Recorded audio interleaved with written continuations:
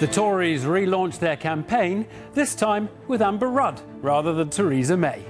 The question in this election is whether we want a country for the many or just a few. They just have to take on some of Jeremy Corbyn's fantasy economics. I mean, he has this monetary wish list in his manifesto. Meanwhile, as one pollster suggests there'll be a hung parliament, Labour refuses to tell us whether they'll rule out a coalition with the SNP. I'm not dealing with hypotheticals with you. I'm sorry. We're 9 days out from Why an not? election, It's a perfectly reasonable question. Because we're fighting this to win. Also tonight, will he?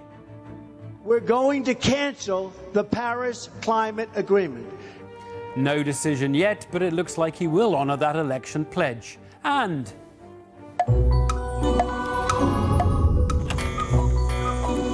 the first of our new series of political bedtime stories. Vince Cable puts us to sleep in a good way. There was a prince called David, and he ruled well.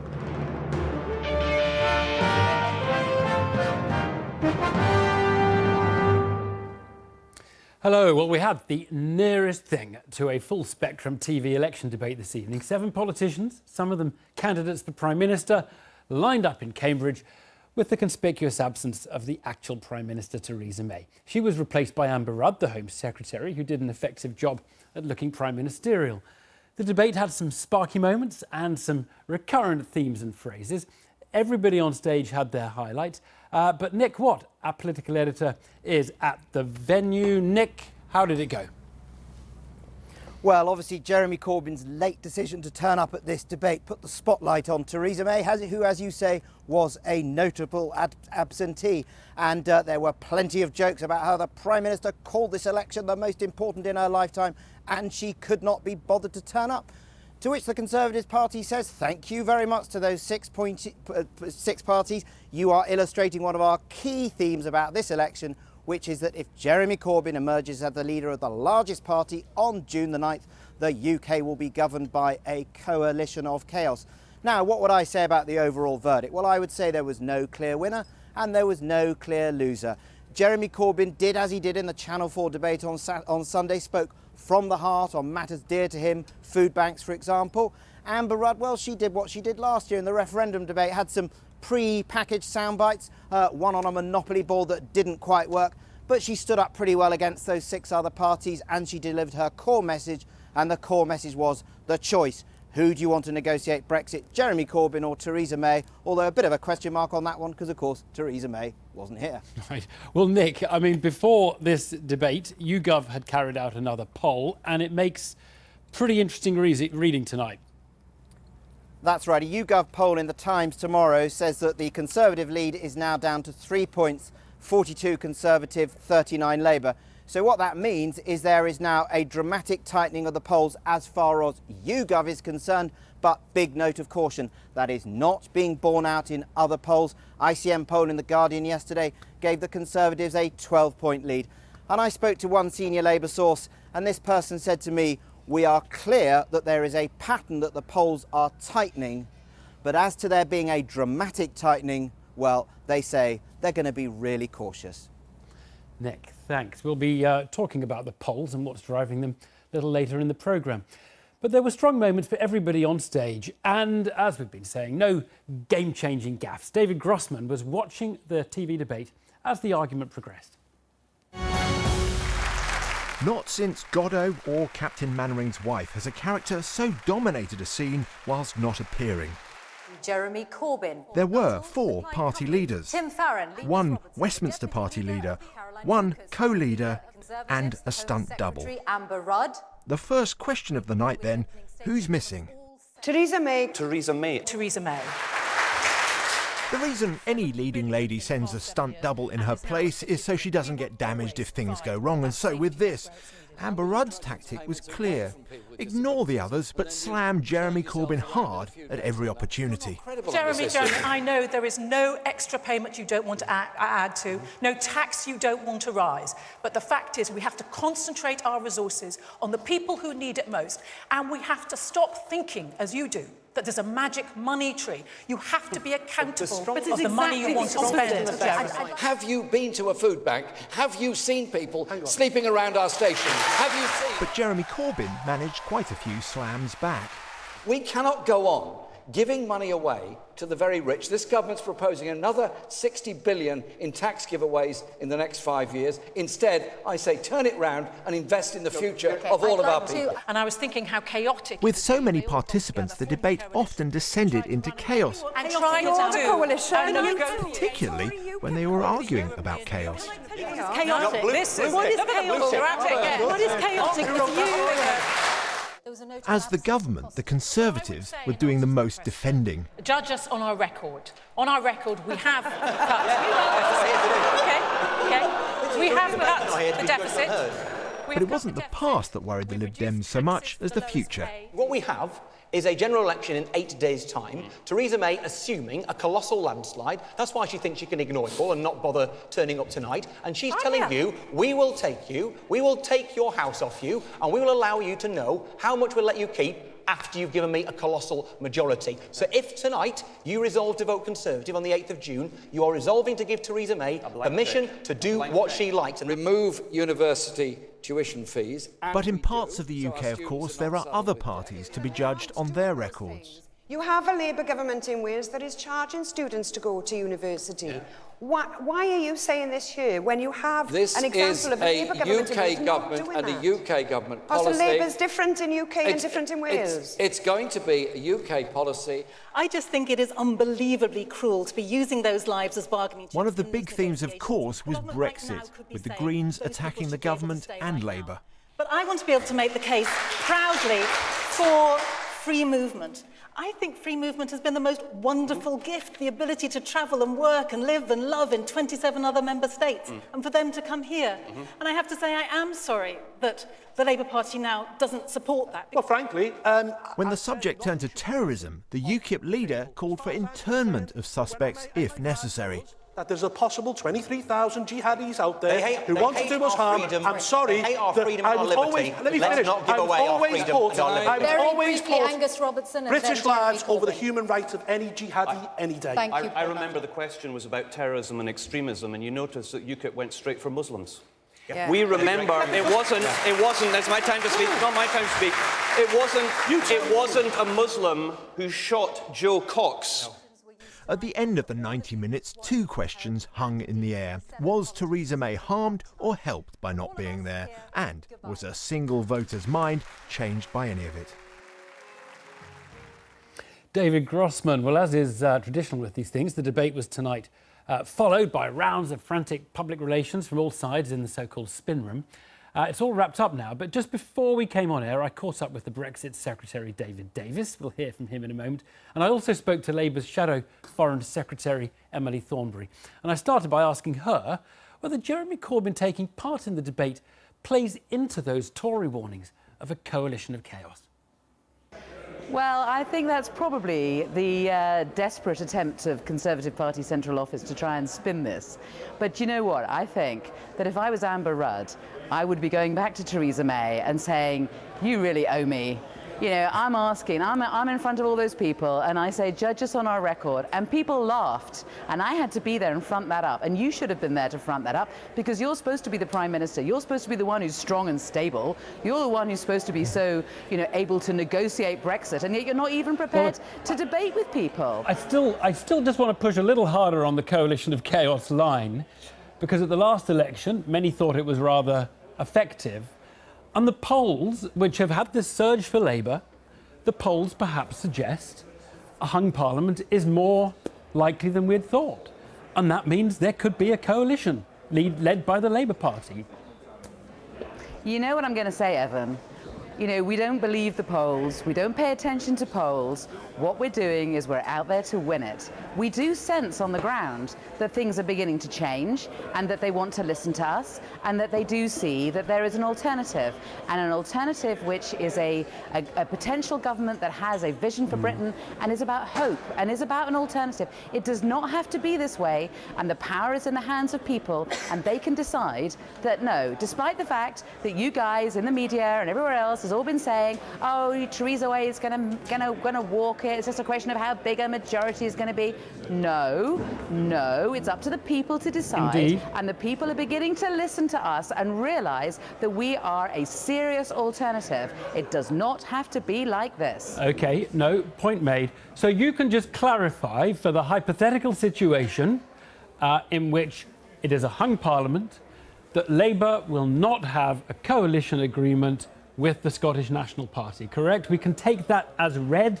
That will not happen, and you can be clear about that now, and it will be a breach of that promise if there is one after the election.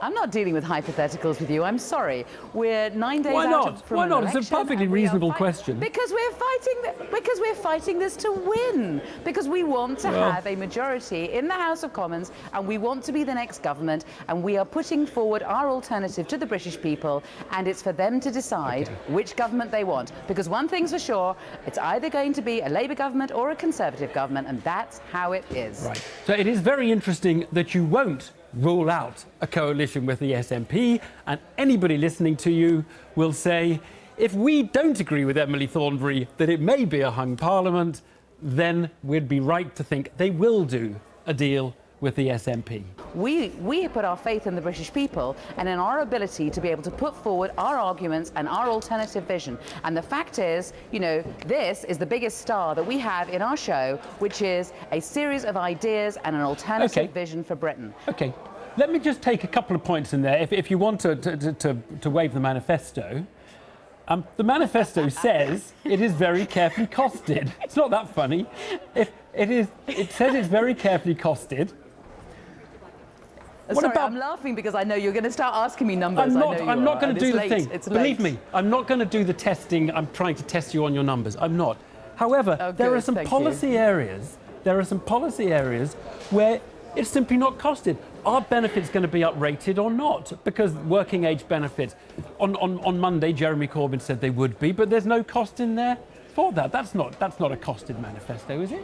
If we have the great honour of taking over as the next government, we will need to go into the Department of Work and Pensions and look at, I'm afraid, the chaos that is currently universal credit. And we need to look again at how well it is working, how fair it is, and how the cuts will be affecting real people's lives. And we've set aside £2 billion a year in order to be able to look again at universal credit and sort it out and make sure that it is fair. There are a series of benefits that we will stop the cuts of, and I can reel them off if you want. It starts with the bedroom tax and how unfair that is. But no, it's just the uprating of benefits. Some of your plans are carefully costed and they're there. The uprating of benefits is not costed and is quite expensive. I just wanted to be clear that that is one you basically changed on the hoof. You've U-turned on your manifesto. It's not in there. Corbyn on the TV says it is, and that's a difference to your manifesto. The reason that we put into the manifesto the focus on universal credit is because this is now the vehicle under which people will be getting their benefits, and we need to make sure that it is done fairly and properly. Emily Thornberry, we're out of time. Thank you very much. Thanks for joining us. It's a pleasure. Well, also doing his duty at the spin room tonight was, as I say, the Brexit Secretary David Davis. And I asked him how he thought his cabinet colleague Amber Rudd did this evening, standing in for her leader. I think she did astonishingly well. I mean, she was sober, straightforward, calm, answered the questions directly. I mean, I'm afraid it was a sort of metaphorical comparison with a coalition of chaos up against her, the noise and the argument and so on. She was the voice of calm in the middle of it. I thought she did very well indeed. And interesting, probably Theresa May did well not to go because she wouldn't have done as well as Amber Rudd, I suspect. No, I don't think that's true. I mean, bear in mind a couple of things. Number one, she appeared on the same programme as Jeremy Corbyn on Monday. She's doing the same again on Friday. She's done 5,500 miles of touring around the country, answered loads of questions from public and journalists. And do you think she watched tonight? Do you know if she watched the debate tonight? Honestly, I don't know. I suspect she's got... I mean, bear in mind she's got to run the country at the same time. I suspect she's got a bit of homework to do. So you don't think she watched the debate? I don't know, but I've no idea, but I wouldn't necessarily assume so. It's embarrassing if you're the leader of the party, though, you're the Prime Minister, and someone stands in for you and to some extent shows you up by answering the questions so nimbly, which hasn't been the characteristic of Theresa May in this campaign. I don't think that shows her up at all. I mean, one of the real characteristics, underestimated characteristics of great leaders, is that they have good people around them. You know, she's got good people around her, and Amber Rudd is one of the stars of the people around her. So that's a very good thing. It also, Amber was able to be as straightforward and calm as she is because we have a strong argument. We have a strong case, and she made it well. Right. One of the things she said related to your department. She said that when it comes to Brexit, you have a plan. I have to admit, absolutely, we do. I thought you had a set of objectives, but having objectives is not the same as having a plan. A plan is about what you do when they don't like your objectives. Well, we have both. I mean, of course, the manifesto has a page and a half, but what it refers to is well over 100 pages of 2 white papers, a major speech, the Lancaster House speech, that long letter. But behind all of that as well, those are the aims, the idea of a free trade agreement, the idea of a customs agreement, the idea of continuing counter-terrorism cooperation, security, all those things are there. But underpinning all that, there's also a plan. Indeed, I was chairing a meeting today on the first steps of the plan when we hope we win the election and we start into 11 days later into the negotiations. Well, great. So maybe, as it's a Brexit election, by your own admission, maybe you can share with us some aspects of the plan. Maybe you can tell us what your immigration policy will be, for example, once we leave. Well, first thing we've said is we're going to bring control back to Britain. That's the most important thing. That's not a policy. I'm so sorry. That's just a vague phrase. Yes, Come on, what's the policy? Yeah, wait a minute. Let me get to the point, Evan. Firstly, of course, in the referendum, people voted for control of borders, control of money, control of their own laws. All of those matter. In the control of borders, we're talking about bringing back control to Britain so that Parliament can decide on what eventually the immigration policy is. And we've said clearly the aim is to bring it down to sustainable levels. That is not a policy, with respect. That is not a plan. From the point of view of the British public, what they want to know is what the outcome is. Too often, you know, the commentators like you, they want to go into the weeds and the details. Fine, perfectly reasonable, but people want to know what the outcome will be, and the outcome will be that. You've told us that no deal is better than a bad deal, but you haven't told us how bad a deal has to be.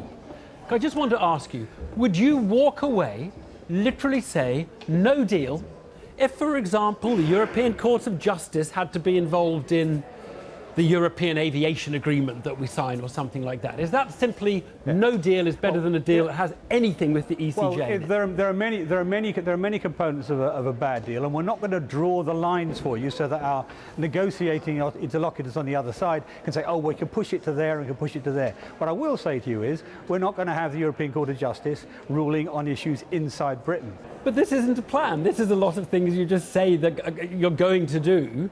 But there's no plan if the others don't offer them to us. I'm not trying to find out what you do if they just confront you with a set of demands that are very unpleasant and are not compatible with what you've just set out. No, not at all. Why are we going to present you with incompatible or unpleasant things?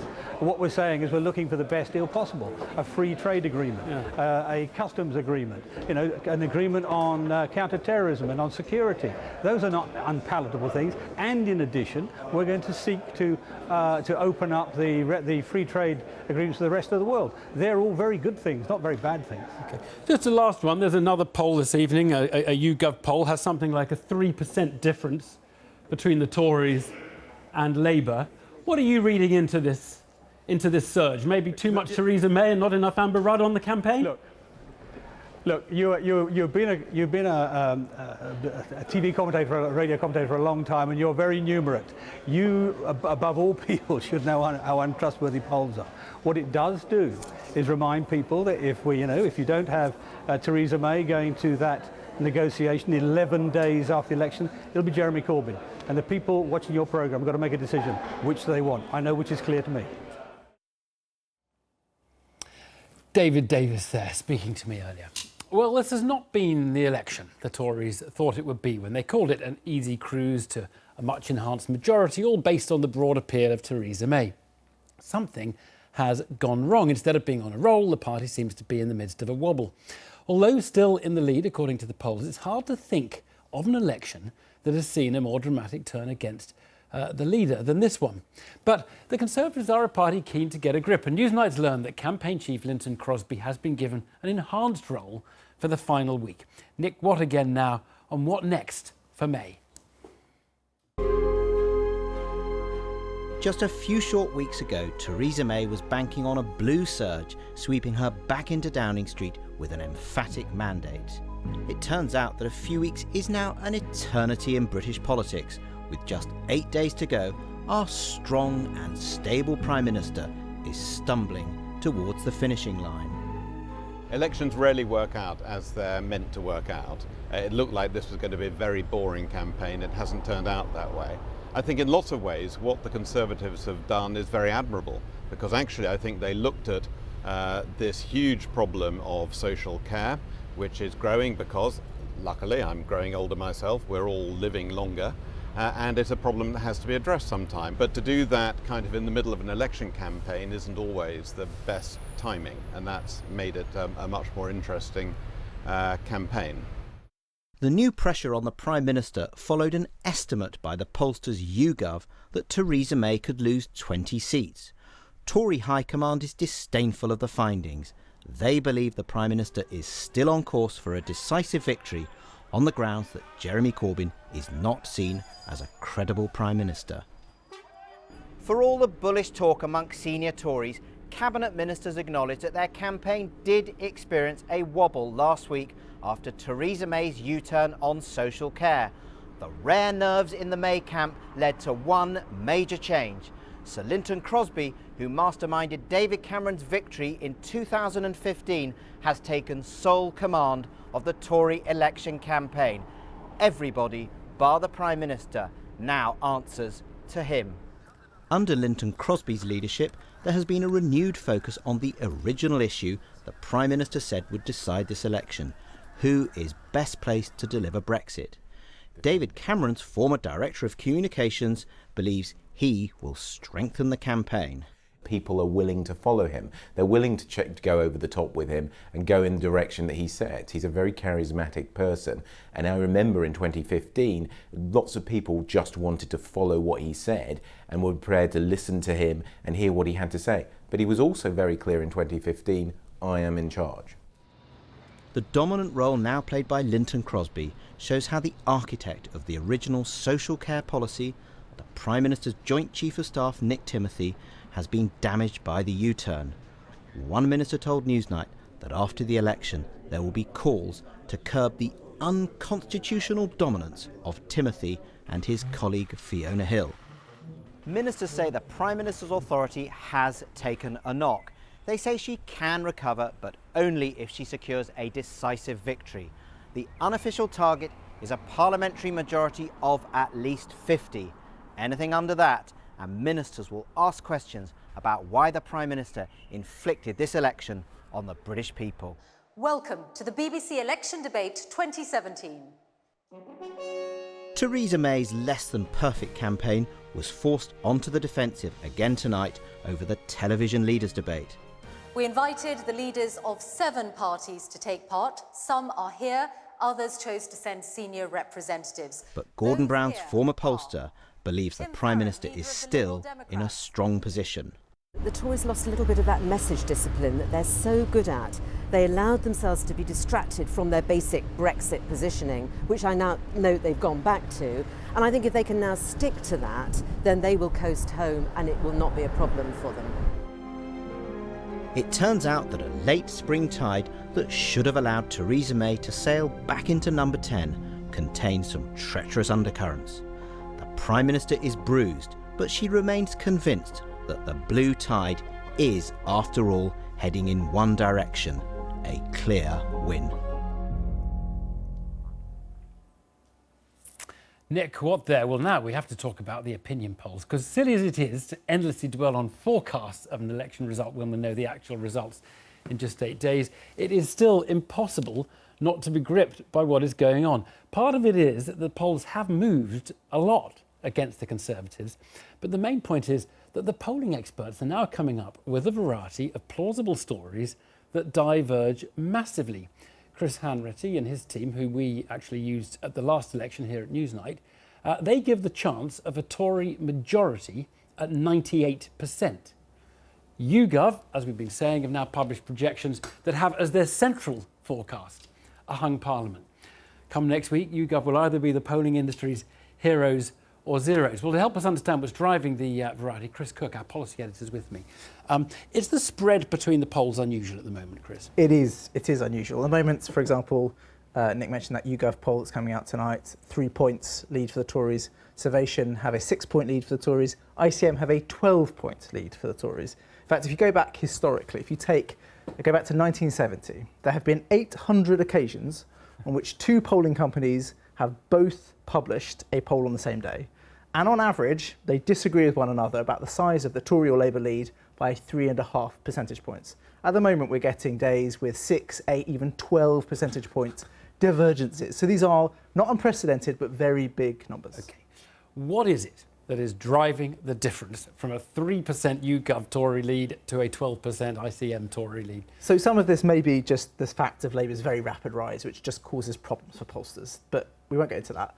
The more important thing is almost certainly about demographic weighting. Not demographic weighting, turnout weighting. When pollsters put together their polls, they not only have to make sure that the whole thing represents Britain as a whole, they have to work out who's actually going to turn out and vote. And the assumptions and measures they've used there are radically different. So, for example, Survation, the ones that we mentioned before, have a 6 percentage point Tory lead, so relatively good for Labour. They are assuming that more than 80% of under 24s go to vote. ICM, who have a 12 percentage point lead for the Tories, so bad for Labour, think there's only going to be around a 40% turnout among the under 24s. And given that so many young people are Corbyn supporters, Labour supporters, whether they turn out is basically what drives the... That's the big part of what's going on here. That's the clearest example of where differential turnout assumptions are driving makes a huge difference. Just what about these YouGov figures, though? Because these are pretty astonishing. So the YouGov figures come with this extraordinary, complex, and we should point out, very reputable mathematical process to turn the polls into votes, and that's into seats. And that's got a lot of attention. But actually, the central thing you need to know is YouGov are saying the Tories are only ahead by 3 or 4 points at the moment. And that is it. That's a hung parliament. You don't need complicated maths to know that. You just need to look at what's happened in recent years. Chris, thanks very much. Well, the election battle in Scotland is heating up with parties scrabbling to swipe territory from the SNP. Signs are that Nicola Sturgeon's party remains somewhere ahead, but she's not had it all her own way in this campaign, tactically softening her demand for an independence referendum as soon as autumn next year. So how's the SNP message going down? Well, Kirsty has been on the road with Nicola Sturgeon today as she campaigns for votes in Fife. The East Neuk of Fife, the morning after the SNP manifesto launch. If I was to tell you that instead of going on this cruise you could see Nicola Sturgeon when you get off the boat, would you be quite keen to see her? Yeah, I wouldn't probably seek her out, but if she was here to chat, I'd say hello. Apparently, she's also coming here for a bite to eat. You got a kind of important visitor on the fish bar today? Yeah, I believe so, yeah. Any special recipe for her?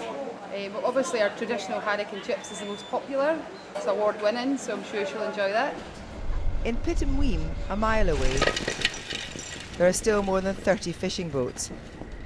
This fisherman voted to leave the EU, but he's for the SNP. So tell me, what do you think of Nicola Sturgeon? She's good, aye. Good, puts herself across, talks straight to the point, and back in Anstruther, Nicola Sturgeon is doing what she and Theresa May say they like doing best, campaigning. The thing about a general election campaign is even if you're First Minister, any photo opportunity is better than no photo opportunity, especially when they're young and can't speak back. But if they can't speak back, one resident has concerns about these babies' future education. And what about our policies? Iffy. Some iffy.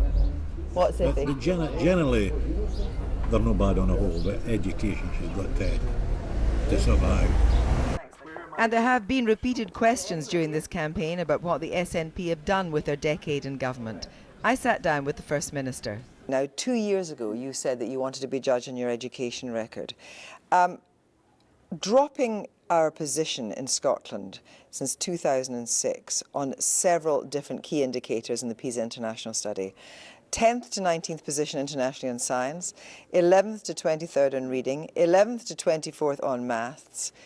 Scotland overall is average for a country that once prided itself on its literacy and numeracy. That is pretty disastrous. Well, that's why I've said we've got improvements to make. That PISA study, incidentally, is 2 years old now. But you've been so in power for 10 years. No, look, what I'm doing here is being pretty frank, both about where we've made good progress in education, and I'm not going to sit here and accept that there are not areas where real progress is being made. 10 years? But what I'm saying, Kirsty, is we have, and I can point you to lots of things where over that 10-year period we're seeing improvements in our education system. I can cite the fact that there are fewer young people from our deprived communities leave school now with no qualifications. That number has halved since we took office. We've got record numbers of young people going into university. The attainment gap there is starting to narrow. In your election manifesto, you mentioned independence just once, and there was absolutely no reference to the referendum. And the reason is, isn't it, that you know actually talking about independence just now is not a vote winner? Well, you know, this is one of the strange things about Scottish politics just now, because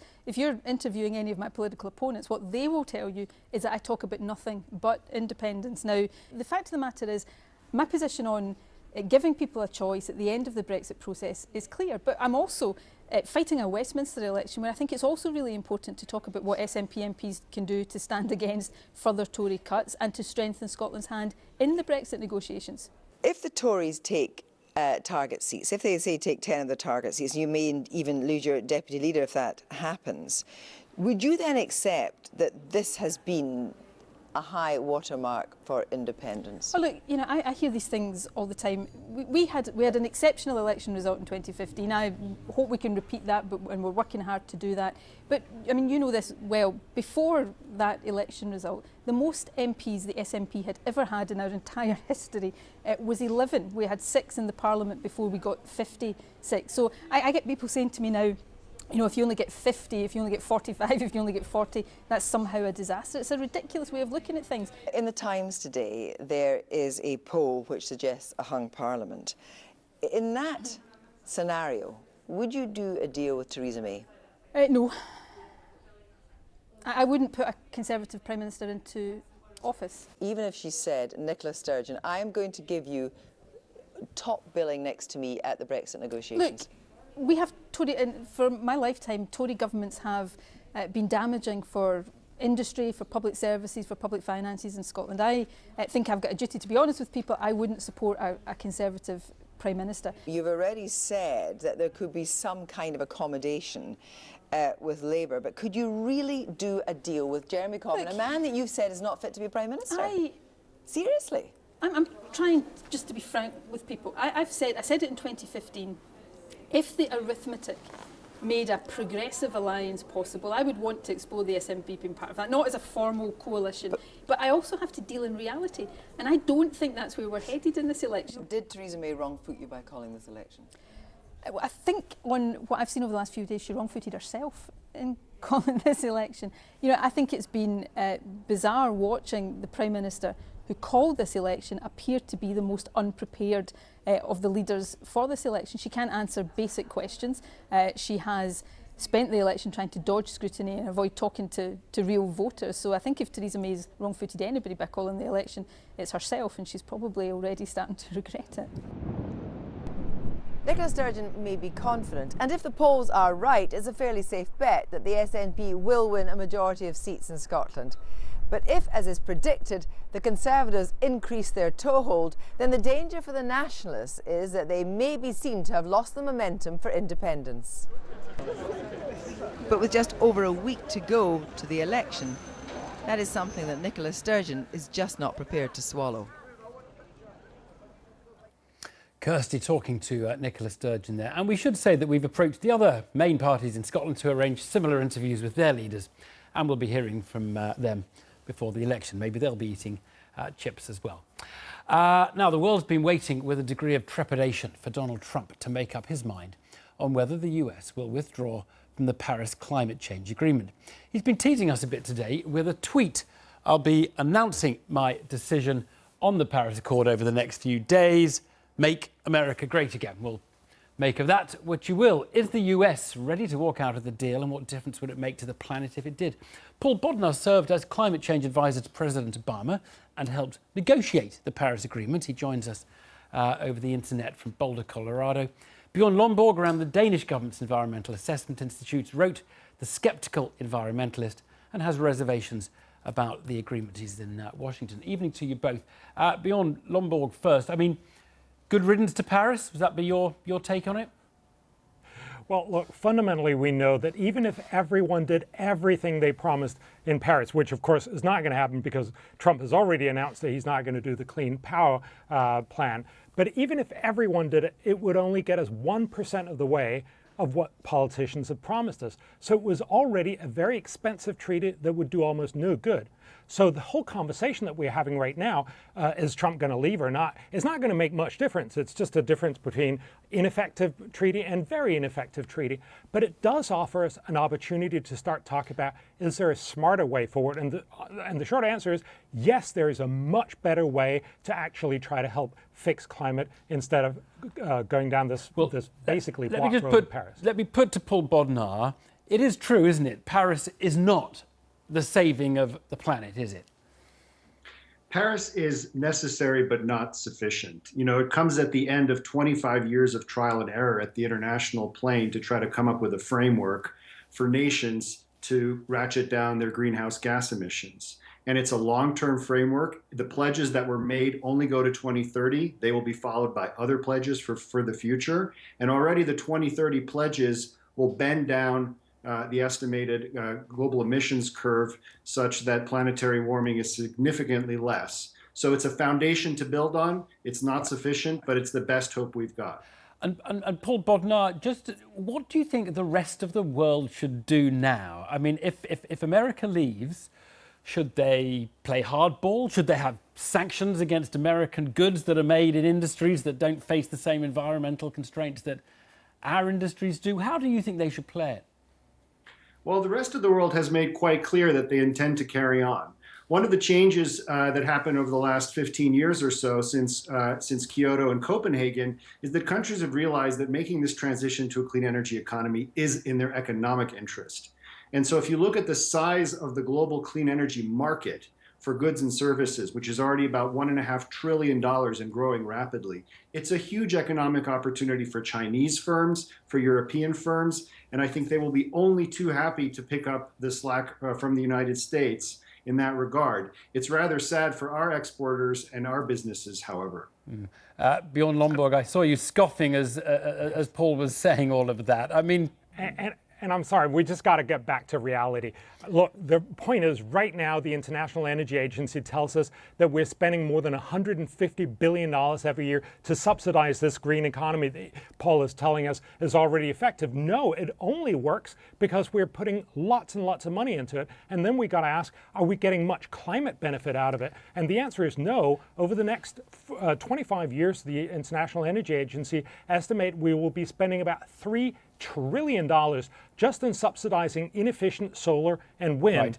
And by the end of that time, we will have a tiny fraction, less than 3% of the world's energy. If we believe what Paul is saying, it's not going to make much difference, the Americans leaving. The rest of the world will carry on with this, and that is the fact. You're not going to get rid of it just by letting the second biggest emitter in the world leave it. Well, there's a couple of things we need to realize. One is, if we see a long-term treaty already stumble at the very first beginning when the U.S. leaves, but also we have a situation where many developing countries have signed up basically because they were promised $100 billion per year starting in 2020. There's no chance in hell that that's ever going to happen. And so they are also going to start considering, do we want expensive, inefficient green technology, or do we want the cheap fossil fuel economy? And so what we really need to understand is we're doing a repeat of the Kyoto Treaty. If you remember back in the 1990s, everybody told us Kyoto was the solution. We knew already back then it wasn't, but we wasted 15 years. I worry that we're going to do the same thing with Paris. Paul, do you think the US, if it does leave now, will ever find itself wanting to come back into this thing? Well, first, let me say that you've heard a lot of incorrect alternative facts from Bjorn Lomborg, in particular about the cost of clean energy, which is now cheaper than most fossil energy in a lot of parts of the world and in most parts of the United States. I think it will be very hard for the U.S. to claw itself back from a second departure from the international stage on climate change. And most of the costs of withdrawing will fall on the United States in the form of avoided market opportunities. But also, we are the second largest emitter in the world. Our emissions matter. If we stall out instead of continuing to aggressively reduce emissions, the biggest impact of all will be on the poorest and most vulnerable in the world. And that's why you hear a unanimous chorus from those countries urging the Trump administration to stay in the agreement. Paul Bodnar, Bjorn Lomborg, thank you. We need to leave it there. And that is it for this evening, almost, because we have a final piece of political argument for you, but it's not political argument as you know it. Good politicians need to be good storytellers. They need tales and anecdotes to make their argument. So for the next few nights, we have asked some senior politicians to tell us a story. One, preferably with a point. It's up to them to interpret their brief. Their story can be true or false, abstract or literal, personal or political, just as long as it's a story. It's for those of us brought up on Jack and Nori. We're starting with the Lib Dems and Vince Cable's political bedtime tale. Good night.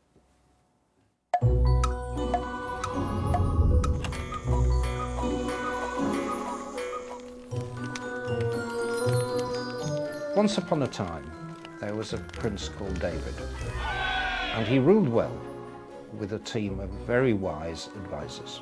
But one day, he decided he wanted to rule on his own. So he got rid of his advisors, and he sought help from a snake oil salesman in a faraway country called Australia. And the snake oil salesman created for him a special chaos-proof armor, and he told him to wear it at all times.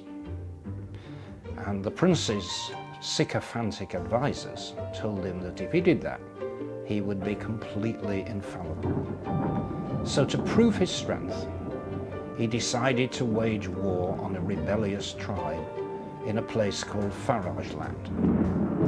And he went into battle, and he lost. His once united kingdom started to break apart. The currency collapsed. Merchants and craftsmen moved away to other lands. And he was forced to resign, and he went to live in a remote forest. A new leader was chosen called Princess Teresa, and she wanted to prove her strength, so she made peace with Farage Land and decided to go to war with another tribe called the Euros. And as she prepared for battle, she had a call from the same snake oil salesman from Australia. And what he said to her was that you should wear my special improved chaos-proof armor. And he said, if you wear this in battle, you're bound to win. She hesitated and thought. And then she said, yes.